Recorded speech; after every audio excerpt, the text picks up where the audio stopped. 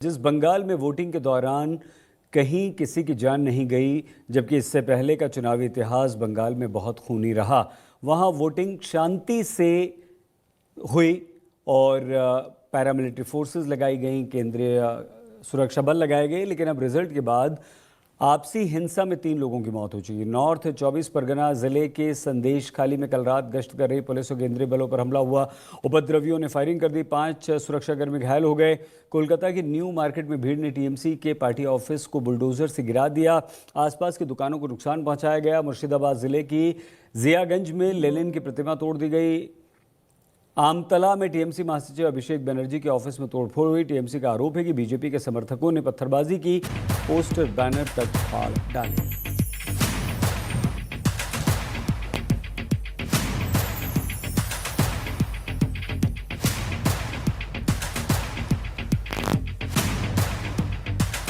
Bulldozer action पर लगातार बयानबाजी हो रही है। कोलकाता के कमिश्नर ने बुलडोजर एक्शन पर क्या कहा है, पहले हम आपको ये सुनवाते हैं।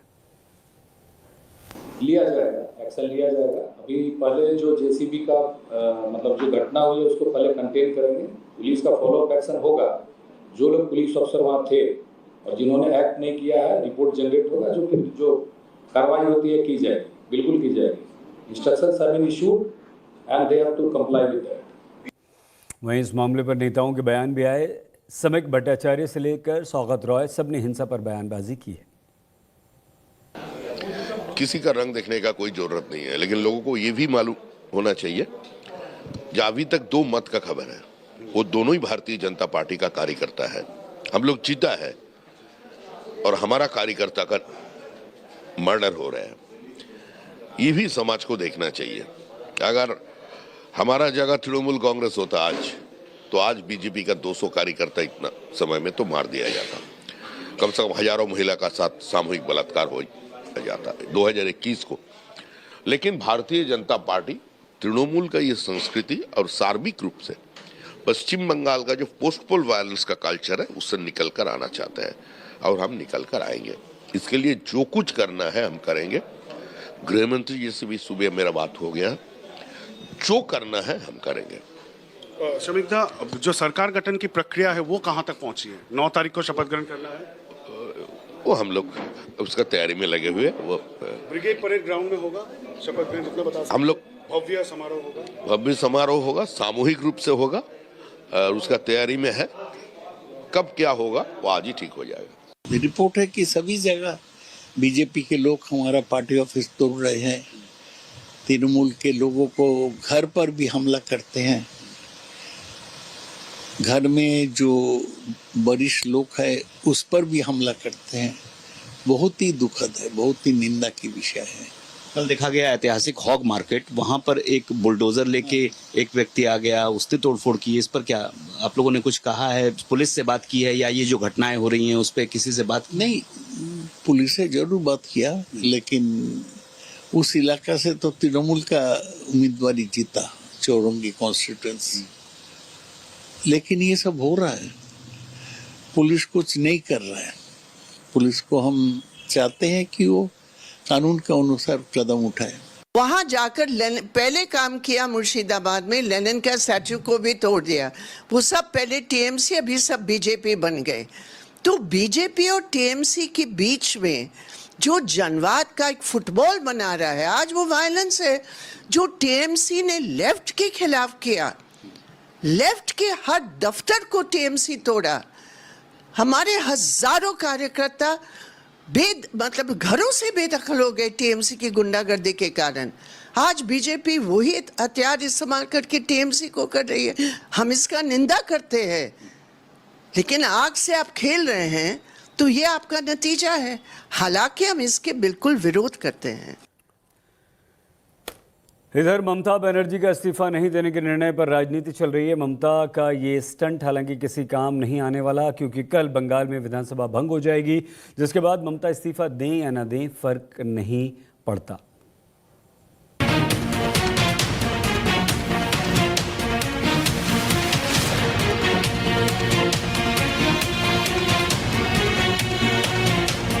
पश्चिम बंगाल के चुनाव नतीजे 4 मई को आ गए। इस बार विधानसभा चुनाव में बीजेपी ने परचम लहराया और इस तरह बीते 15 सालों से टीएमसी की सत्ता का सुपड़ा साफ हो गया।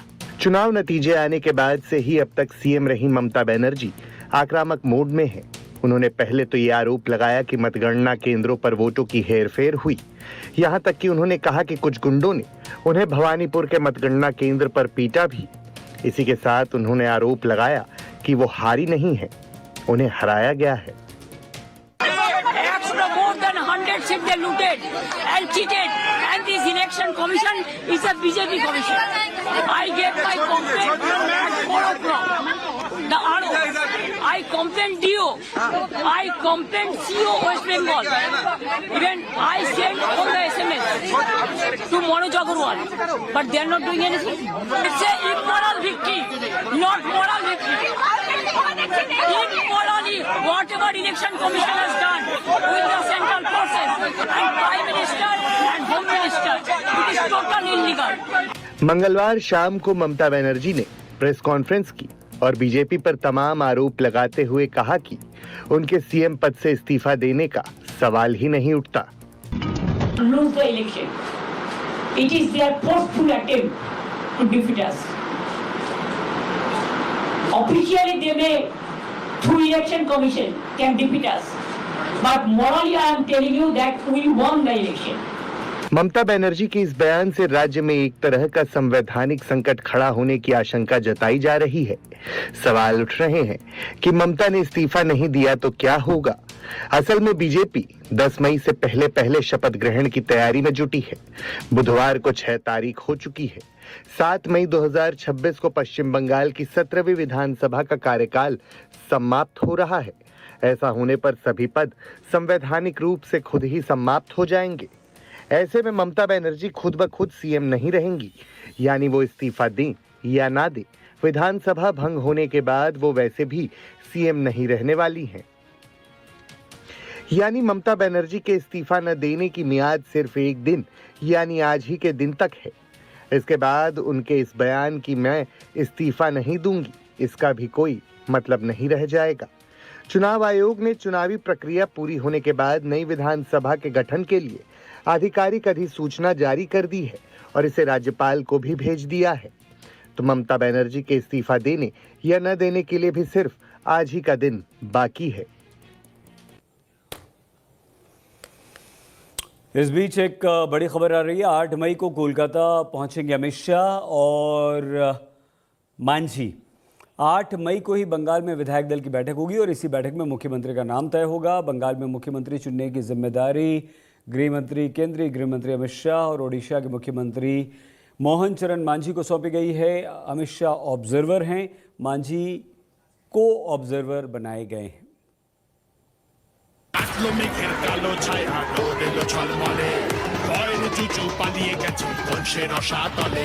শিক্ষা আইন এবার পাবে ঊর্ধ্বগামী সিঁড়ি, বেকারত্ব থাকবে না আর বুঝবে দাদাগিরি। জয় মা কালী। চারিদিকে খুশির হাওয়া, আনন্দ সব্বা। बंगाल में पहली बार कमल खिला है, बीजेपी जश्न में डूबी है। इन सब के बीच अब सभी की नजरें इस बात पर टिकी है कि बंगाल की कमान किसे मिलेगी। पश्चिम बंगाल का प्रचंड जनादेश बीजेपी के लिए अद्भुत, अविश्वसनीय, अकल्पनीय जैसा है। ऐसे में पश्चिम बंगाल का मुख्यमंत्री कौन होगा, ये तय करने की जिम्मेदारी बीजेपी की ओर से अमित शाह को मिली है।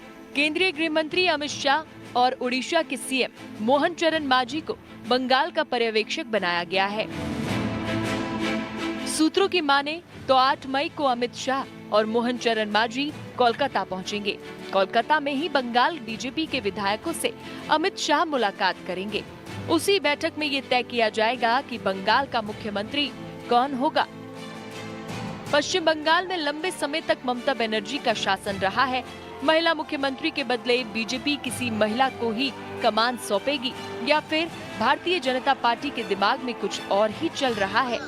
केंद्रीय मंत्री सुकांत मजूमदार ने कहा है कि बहुत संभव है कि 9 मई को बंगाल में शपथ ग्रहण हो जाए, लेकिन आधिकारिक तारीख पार्टी ही बताएगी। अभी 9 तारीख का ही चल रहा है, अभी आने दीजिए, ठीक से पार्टी के पास इंस्ट्रक्शन आने दीजिए। मुझे इस समय जानकारी नहीं है, मैं जानकारी लेने के बाद ही आपको बताऊंगा। बंगाल में भगवा परचम लहराना हिंदुत्व की राजनीति के लिए उल्लेखनीय उपलब्धि है। इसलिए बंगाल में शपथ ग्रहण के बहाने बीजेपी एनडीए का शक्ति प्रदर्शन भी देखने को मिलेगा। सूत्रों की माने तो शपथ ग्रहण समारोह में पीएम मोदी, अमित शाह शामिल होंगे।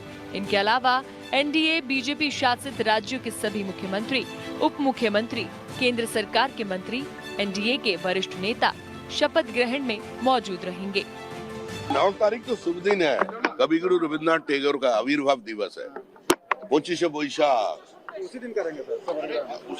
उसी दिन करेंगे, मेरा भावनाओं में है, तो हमारा भावनाओं से थोड़ी पार्टी चलेगी। पार्टी किस दिन तैयार करेगा उस दिन। बंगाल फतह के बाद बीजेपी के हौसले बुलंद हैं। मुख्यमंत्री चुनाव को लेकर कोलकाता से दिल्ली तक गहमागहमी है, लेकिन कोई भी बीजेपी नेता ये बोलने को तैयार नहीं है कि कुर्सी किससे मिलेगी। इंतजार 8 मई का है, जब अमित शाह कोलकाता में बीजेपी विधायकों की बैठक में नए सीएम का ऐलान करेंगे। हिमांशु मिश्रा, दिल्ली, आज तक। बंगाल में चुनावी हिंसा का पुराना इतिहास रहा है। ऐसा लगता है कि चुनावी हिंसा बंगाल की नियति में। बीजेपी चाहे टीएमसी की हो, बीजेपी की हिंसा रुक नहीं रही। बंगाल में बीजेपी के महाविजय के बाद टीएमसी के ऑफिसेज पर हमले हो रहे हैं, आगजनी हो रही है। आरोप बीजेपी पर लग रहे हैं कि कार्यकर्ता हिंसा कर रहे हैं, लेकिन बीजेपी कह रही है कि अगर किसी के हाथ में पार्टी का झंडा है तो इसका मतलब ये बिल्कुल नहीं कि वो कार्यकर्ता। Enhance your trading potential with customized option chains. वो कार्यकर्ता हमारा है।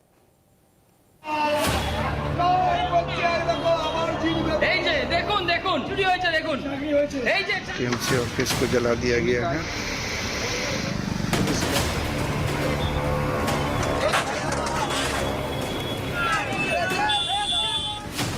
बंगाल में चुनावी हिंसा की ये सबसे नई तस्वीर आसनसोल से आई है।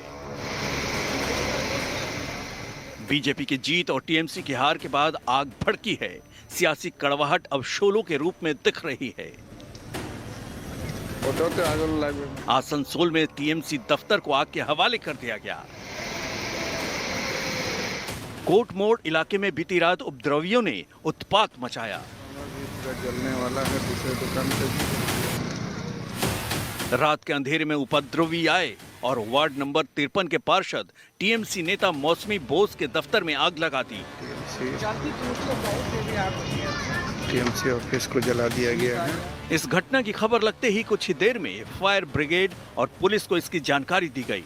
आसनसोल उत्तर से चुनाव जीतने वाले बीजेपी नेता कृष्णेंदु मुखर्जी ने इस घटना को लेकर कहा कि इलाके के सीसीटीवी कैमरों में रिकॉर्ड फुटेज की जांच कर दोषियों पर सख्त कार्रवाई की जाएगी।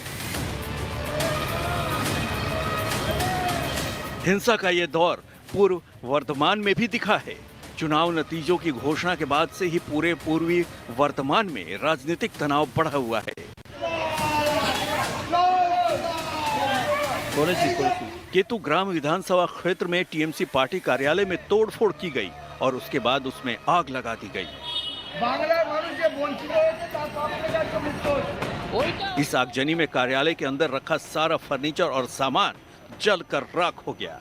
टीएमसी दफ्तर में तोड़फोड़ की ये घटना नतीजों के बाद हुई।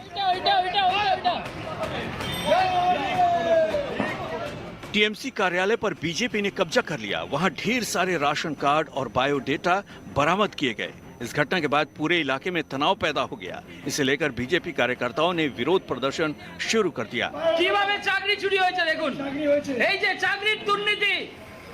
इसी से नाराज बीजेपी कार्यकर्ताओं ने तृणमूल के बैनर और पार्टी के झंडे जला दिए। स्थिति ऐसी हो गई कि पुलिस को लाठीचार्ज करना पड़ा, तब जाकर हालात नियंत्रण में आया। इस मामले में 2 लोगों को हिरासत में लिया गया है। उधर उत्तरी 24 परगना के स्वरूप नगर में नवनिर्वाचित टीएमसी विधायक के खिलाफ बीजेपी समर्थकों का गुस्सा फूटा। सैकड़ों बीजेपी कार्यकर्ता एक दिन पहले टीएमसी एमएलए बीना मंडल के आवास के बाहर पहुंच गए और पथराव किया, नारेबाजी की। आरोप है कि उन्होंने गाड़ी में तोड़फोड़ भी की।